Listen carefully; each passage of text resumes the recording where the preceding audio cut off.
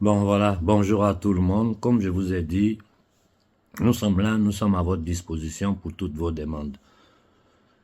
Ça fait un bon bout de temps que je suis martelé de toute l'Afrique. Au Mali, souvent les gens me disent, ça fait 24 heures, on n'a pas d'électricité au Cameroun, au Sénégal, à droite, à gauche, les délestages. C'est que vous devez comprendre. D'abord, il faut que je sois clair avec vous. Les nouveaux dirigeants de l'AES, vous ne pouvez les accuser de rien. Vous ne pouvez les accuser de rien. Tout ce que vous pouvez faire, c'est être patient et leur donner le temps de travailler dans une structure mondiale qui est très, très compliquée. Oui, très, très compliquée parce qu'il y a plusieurs niveaux de pouvoir. Moi, j'ai essayé de vous parler du pouvoir supérieur, c'est-à-dire ceux qui commandent les marchands de la monnaie, de la mort et de la dette. Mais en dehors, en dessous de ces pouvoirs-là, il y a des pouvoirs nationaux. Donc, la structure du pouvoir est très complexe. On ne peut pas l'expliquer en deux paroles. Moi, j'essaie de simplifier les choses pour que tout le monde puisse comprendre l'essentiel. Comme je disais, on ne peut pas avoir de souveraineté économique sans souveraineté énergétique. Et nous, en Afrique, nous n'avons pas la souveraineté énergétique. Et tant que nous n'aurons pas cette souveraineté énergétique-là, nous n'irons nulle part. La chose paradoxale, la demande que vous devez vous faire, mais comment c'est possible qu'une terre comme l'Afrique n'a pas sa souveraineté énergétique? Quand toutes les matières premières sont versées en Afrique, quand je dis versées, versées de façon exagérée. Aujourd'hui, nous connaissons tous les bassins de matières premières de l'Afrique de l'Ouest jusqu'à l'Afrique du Sud. C'est-à-dire, nous savons quelles sont les richesses du sous-sol africain. Aujourd'hui, nous avons les cartes, nous savons toutes les vérités. La demande que vous devez, la question que vous devez vous poser, c'est pourquoi, après un siècle, après la fin de la Seconde Guerre mondiale, pratiquement 75-80 ans, l'Afrique jusqu'à aujourd'hui n'a pas pu avoir sa souveraineté énergétique. C'est simple. C'est parce que quelqu'un hors de l'Afrique a décidé que l'Afrique doit rester dans le noir, dans la pauvreté et dans la misère. Donc, je vous dis à vous, jeunes Africains, à la société civile africaine, le travail que nos dirigeants, ceux qui disent qu'ils veulent donner une souveraineté réelle à l'Afrique, le travail qu'ils ont à faire est compliqué, est complexe, est difficile, et ça va demander un peu de temps, beaucoup de patience, pour que nous puissions y arriver. Je ne suis pas en train de les défendre, je suis en train de vous dire seulement que le colonel Koïta fait ce qu'il peut, le capitaine Ibé fait ce qu'il peut. Ça demande un peu de temps, ça demande beaucoup de collaboration. Ça demande la signature de certains traités clairs qui vont permettre à l'Afrique de produire l'énergie sur le territoire africain. Parce que tant que nous serons dépendants de l'énergie qui vient de l'extérieur, nous ne pourrons jamais enclencher un développement économique. Ça, c'est clair. Celui qui vous dit le contraire est en train de vous mentir. Vous voyez, j'ai toujours dit que la Troisième Guerre mondiale a déclenché avec la destruction par les Américains des gazoducs russes, Nord Stream 1, Nord Stream 2. Je l'ai dit et je le répète. Mais ce n'est pas moi mon avis. J'ai écouté tous les spécialistes dans le camp énergétique. J'ai lu tout ce qu'on pouvait trouver pour comprendre un peu quelles sont les raisons de cette guerre entre le pouvoir, c'est-à-dire l'oligarchie, la thalassocratie anglo-saxonne, c'est-à-dire l'Amérique, l'Angleterre, et la Fédération de Russie. Vous savez, il y a 20 ans de cela, quand Poutine est arrivé au pouvoir, il a basé sa politique totalement sur l'exploitation des ressources énergétiques de la Russie. Parce que avant, au temps de l'Union soviétique, l'Ukraine était un peu le hub énergétique de la Russie. C'est-à-dire, le gaz passait par l'Ukraine. Avec la fragmentation de l'Union soviétique, la Russie s'est trouvée devant un dilemme. Donc, qu'est-ce qu'ils ont fait? Les Russes, en collaboration avec les Allemands, ont construit les gazoducs Nord Stream 1, Nord Stream 2, qui fournissaient le gaz à bon prix et de façon stable à toute l'Europe. Ce qui mettait l'Amérique, c'est-à-dire le pouvoir anglo-saxon, les États-Unis en difficulté. Quand je dis les États-Unis, vous devez comprendre que je parle de ces deux pouvoirs, c'est-à-dire les oligarques internationaux, la donne financière criminelle, les fabricants de la monnaie et de la dette, et des pouvoirs nationaux qui sont le second pouvoir, où chacun, tout est lié. Mais à l'intérieur de chaque État, de chaque pays, il y a les oligarques nationaux qui font leur jeu aussi. Mais tous ces oligarques qui font leur jeu à l'intérieur des territoires nationaux sont sous le contrôle des pouvoirs supranationaux, c'est-à-dire des marchands de la monnaie et de la dette. Donc, pratiquement, et Biden l'a dit dans une de ses déclarations, il a dit clairement qu'ils allaient détruire les gazoducs russes. Et ils l'ont fait. Nous savons tous que c'est une opération du pouvoir anglo-saxon, Amérique et Angleterre. Ce qui a taillé totalement le lien énergétique qu'il y avait entre l'Europe et la Russie.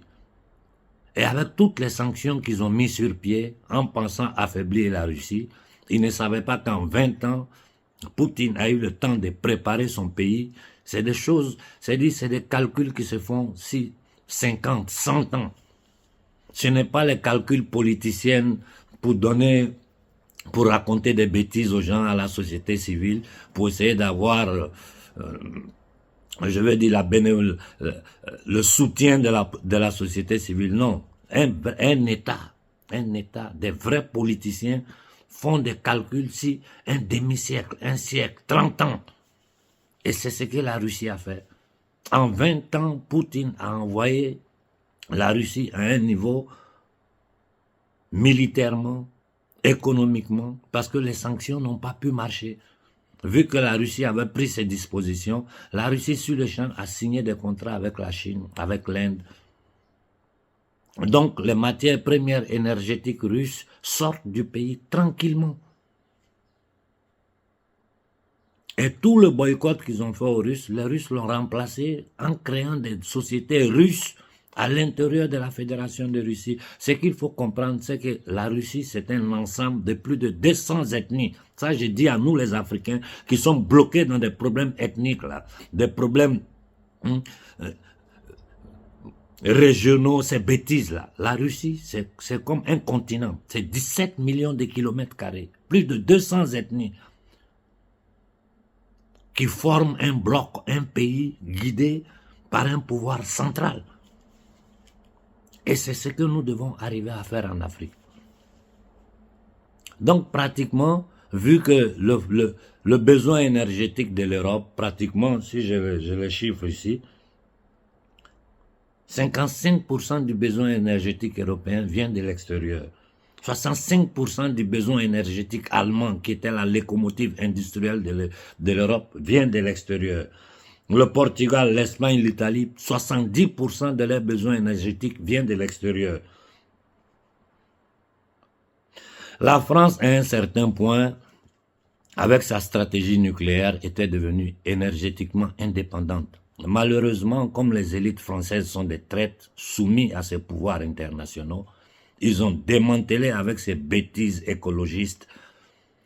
Ils ont fermé, démantelé les centrales nucléaires françaises. Et puis, il faut savoir que les Français, déjà depuis les années 80, avaient commencé à travailler sur des réacteurs nucléaires de dernière génération qui fonctionnaient avec les déchets des réacteurs nucléaires normaux. C'est-à-dire que tout l'argent qu'on devait dépenser là pour traiter les déchets radioactifs, c'est-à-dire les déchets des centrales nucléaires normaux, la France avait réussi à développer des moteurs nucléaires, des réacteurs nucléaires qui utilisaient ces déchets-là pour produire de l'électricité, de l'énergie.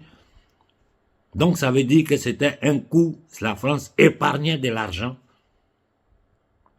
dans le traitement des déchets toxiques, parce que ces déchets-là, des déchets radioactifs, ces déchets-là étaient utilisés par les nouvelles générations de réacteurs nucléaires pour produire encore de l'énergie. Mais malheureusement, comme la politique française est sous le contrôle des marchands de la monnaie, de la dette et de la mort, cette technologie-là, à un certain point, ils l'ont arrêtée. Ils ont arrêté. Et qui a repris cette technologie en main? Si je vous dis ça, vous fait rire. Cette technologie aujourd'hui est aux mains de Bill Gates qui est en train de travailler là-dessus. C'est-à-dire Bill Gates, on le trouve partout. Il n'y a pas un endroit où tu ne trouves pas la fondation Bill Gates. Donc cette guerre-là, cette possible guerre, parce que les tensions montent de jour en jour. Nous avons vu hier l'Amérique qui a posé encore son droit de veto pour empêcher le cessez-le-feu en Palestine. Pendant que les déclarations des politiciens américains, c'est-à-dire c'est de la pure schizophrénie, non? Quand ils ont la pression de l'opinion publique américaine et internationale, les politiciens font quelques déclarations. Et puis quand il faut passer aux faits concrets, l'Amérique met son droit de veto pour empêcher le cessez-le-feu du conflit israélo-palestinien. On doit se poser des questions. On doit se poser des questions. Et pendant ce temps, quand tu vas regarder dans le fond, tu vois qu'aujourd'hui, les Occidentaux sont obligés d'acheter le gaz, le pétrole de schiste américain, dont le transport est beaucoup plus compliqué que les tubes de transport de gaz, d'hydrocarbures, comme le Nord Stream 2, qui était à 2 pas de l'Europe, parce que la Fédération de Russie, c'est l'Europe. Cependant, les mêmes multinationales américaines sont en train de racheter toutes les industries européennes. Oui, ils sont en train de racheter toutes les industries européennes.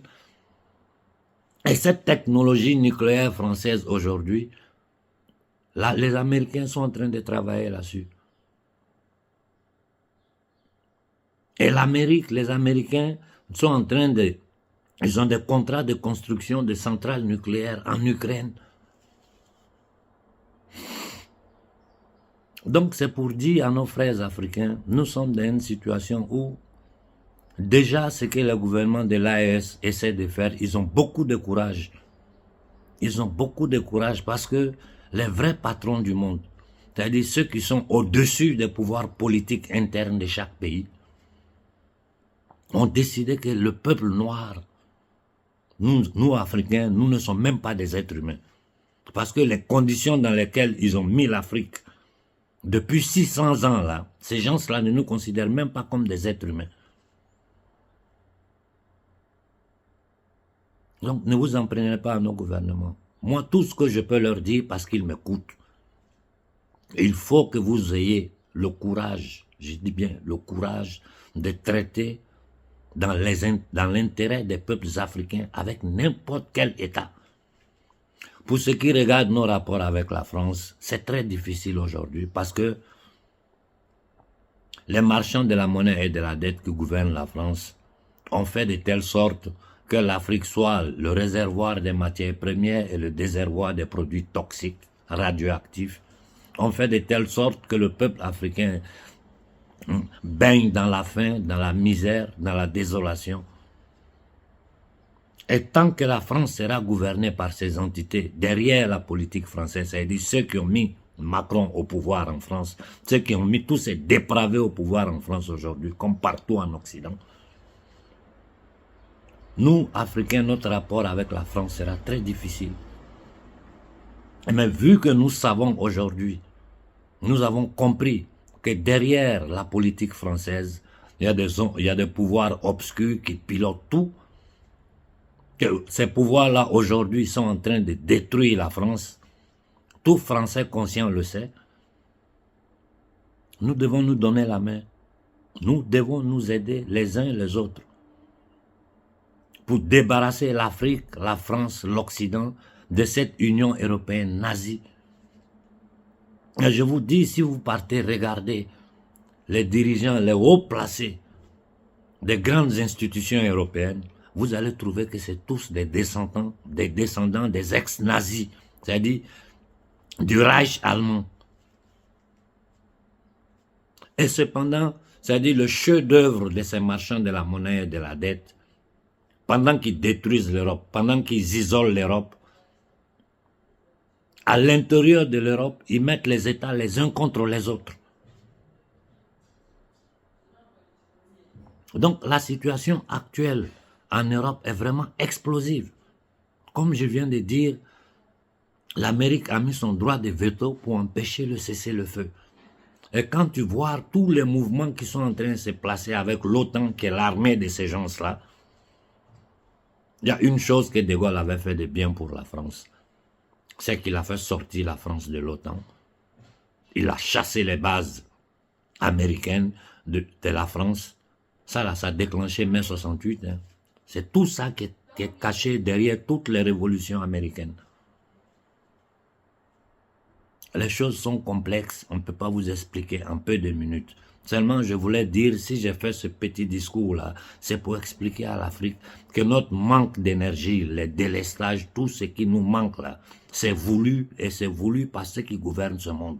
Et ceux qui gouvernent ce monde-là aujourd'hui, par rapport à la Russie qui est en train de se détacher de leur contrôle, comme j'ai dit, j'ai beaucoup de perplexités sur les BRICS, ce n'est pas le moment d'en parler. J'aurai un moment où nous allons rentrer dans les détails là-dessus parce que nous devons être vigilants. Mais aujourd'hui, le fait que Poutine ait porté la Russie à ce niveau d'autonomie, que la Russie est en train de sortir de leur contrôle, pratiquement la Russie n'est plus sous le contrôle de ces marchands de la monnaie et de la dette, même s'ils sont toujours présents sur le territoire russe, parce qu'ils sont partout. Nous risquons une guerre, un conflit global. Ça ne sera pas un conflit traditionnel comme nous sommes habitués à voir. Aujourd'hui, là, on n'a pas besoin de déplacer des troupes, des trucs pour faire la guerre. C'est avec des boutons. Avec des boutons, on appuie sur un bouton, les missiles décollent. Tous ces positionnements autour de la Russie, là, ça c'est de l'intimidation. Mais une vraie guerre aujourd'hui, là, elle s'est fait assis dans des centrales en appuyant des boutons. Et la Russie, sur le plan armement, est au top aujourd'hui au monde. Les conflits sont variés, mais derrière tout ça, nous devons comprendre qu'il y a des entités qui pilotent, qui dirigent tout ce qui se passe derrière. Donc je vous demande simplement, j'ai fait presque 20 minutes, j'ai dit à la société civile de l'AES, ayez un peu de patience. Ne vous en prenez pas à nos dirigeants. Ils n'ont pas le choix. Ils n'ont pas le choix. Si les gens sont arrivés à agenouiller des pays comme la France et mettre des voyous à la tête de la France, imaginez-vous chez nous. Ils ont fait la même chose partout en Europe. Partout en Europe, ils ont placé leurs hommes, des dépravés, des indignes, des truands, des corrompus, pour essayer de passer d'un paradigme à un autre. Comme je vous ai dit, pour passer d'un paradigme à un autre, ils ont toujours fait une guerre. Toujours. Elle peut être hybride, elle peut être asymétrique. Nous ne savons pas ce qu'ils ont derrière la tête. Nous ne pouvons pas le dire avec certitude. Mais nous savons qu'ils vont créer un chaos mondial pour continuer à tenir leur domination sur toute l'humanité. Et tant qu'ils auront le contrôle de l'émission monétaire, cette monnaie qui bat des riens, qui n'a aucune valeur, qu'ils prêtent à tout le monde à des taxes usurières, raison pour laquelle je continue de poser la question, à qui toute l'humanité doit cet argent? Ce ne sont pas des entités abstraites. Ce sont des êtres physiques, des familles, des groupes de pouvoir, des alliances qui sont derrière ça. Et ils sont facilement identifiables. Nous savons qui ils sont. Et je continue de dire à la jeunesse africaine, continuez à travailler dans les groupes. Continuez à vous organiser. Parce qu'il faut que l'Afrique fasse entendre sa voix. C'est le même discours que je tiens ici en Occident, nos frères occidentaux, italiens, français, allemands, anglais. Il faut que l'humanité reprenne contrôle de son destin. Il faut qu'à la tête des pays occidentaux, il y ait des hommes intègres. Et qu'ensemble, nous essayons de construire un monde nouveau où nous avons toutes les matières premières. Nous, en Afrique, on a toutes les richesses de la planète. Il suffit seulement la bonne volonté et l'honnêteté morale et intellectuelle des dirigeants européens débarrassés de ces marchands de la monnaie pour faire un transfert de technologie. La France part avantagée dans cette situation parce que nous sommes tous en Afrique de l'Ouest, nous parlons français. En Afrique centrale, beaucoup de pays sont francophones. Pourquoi ne pas profiter de cette langue commune que nous avons pour créer une grande communauté. C'est pas possible parce que la France n'est pas dirigée par ceux que vous voyez à la télévision, qui se font passer pour les dirigeants de la France. Ce ne sont que des exécutants. Et les vrais dirigeants de la France, c'est-à-dire le pouvoir obscur derrière les gouvernements occidentaux, français dans le cas spécifique, considèrent l'homme noir comme un animal. Ils n'ont aucune considération pour nous. Sinon, ils n'auraient pas permis, ils n'auraient pas mis sur pied tout un système qui tient l'être africain encore aujourd'hui dans des conditions de non-vie. Nous n'avons rien chez nous. Nous n'avons rien. Ni eau, ni courant, ni école, ni hôpital. Alors que nous avons 70% de la jeunesse africaine qui a moins de 25 ans. Aujourd'hui, nous avons des centaines de millions de jeunes Africains instruits. Il suffit seulement de créer des rapports de collaboration d'égal à égal, un transfert de technologies, un grand marché commun où tout le monde, africain, français et le reste du monde qui veulent collaborer avec nous en fraternité, en dignité, en condivision, pour créer un monde nouveau, pour créer un monde plus d'égalité, de fraternité, de solidarité. C'est possible. C'est possible. Ça n'arrive pas parce qu'il y a des gens au-dessus qui ne veulent pas cela. Ça n'arrive pas parce que les marchands de la monnaie et de la dette, avec les bases centrales Londres et la main armée à Washington, c'est-à-dire le pouvoir américain, et toutes les structures comme la CIA, l'NSA, tout ça est sous leur contrôle. Tout est sous leur contrôle. Et ils sont arrivés à faire tout ça à travers les horloges, c'est-à-dire les loges internationales, où ils font descendre les ordres. Et ce sont les hommes de ces loges-là qui mettent à la tête des institutions, à la tête des gouvernements, jusqu'à descendre aux loges nationales de chaque pays. Donc, pour ces histoires-là, j'ai fait tout ce petit discours-là par rapport au bombardement que j'ai tous les jours de la jeunesse africaine. On nous coupe le courant, on reste 24 heures sans courant, ceci, cela. Ce n'est pas la faute. Surtout dans l'AES, ce n'est pas la faute des dirigeants. Il faut les encourager. Il faut les aider à porter en avant le programme d'autodétermination, d'indépendance énergétique. D'abord, avant d'arriver à l'indépendance économique. Parce que tout passe par l'énergie. L'énergie touche tous les secteurs de la vie. Si énergétiquement tu n'es pas indépendant, tu ne pourras jamais te développer. Nous avons les matières premières. Aujourd'hui, nous avons de jeunes ingénieurs. Il suffit seulement de trouver, d'avoir le courage, la force de signer des traités qui vont nous permettre, avec tous les pays qui considèrent l'Africain, l'homme noir comme un être humain, qui vont nous permettre de développer l'Afrique très, très rapidement. Les conditions sont simples. C'est une question de volonté politique. Et aujourd'hui que le système est tellement exposé, aujourd'hui qu'en France, en Italie, partout en Occident, il y a des gens qui sont en train de dire non à ces systèmes-là. Raison pour laquelle je dis, nous devons créer une société, c'est-à-dire un mouvement global de tous les êtres humains ensemble pour dire non à ce système criminel, à ce système satanique, à des élites qui veulent inoculer toute l'humanité, à des élites qui dépensent des milliards et des milliards dans l'armement pour tenir le monde en tension, dans le chaos, dans le désordre.